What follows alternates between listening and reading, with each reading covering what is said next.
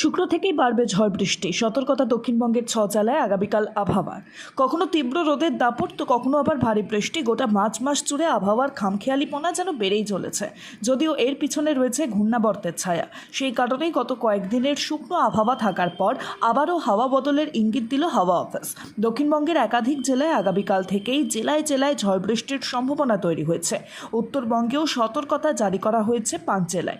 কিছুদিন আগেই ঘূর্ণাবর্তের প্রভাব কাটতে না কাটতেই ফের গাঙ্গেয় পশ্চিমবঙ্গের উপর একটি ঘূর্ণাবর্ত সৃষ্টি হয়েছে। জানা গিয়েছে সেই ঘূর্ণাবর্তটি উত্তর ওড়িশা পর্যন্ত বিস্তৃত থাকবে। শুধু তাই নয়, এছাড়াও বঙ্গোপসাগর থেকে রাজ্যে প্রচুর পরিমাণে জলীয় বাষ্প ঢুকছে।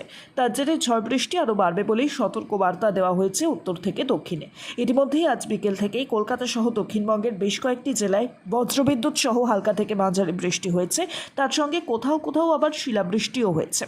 এক নজরে জেনে নেওয়া যাক কেমন থাকবে আগামীকালের আবহাওয়া।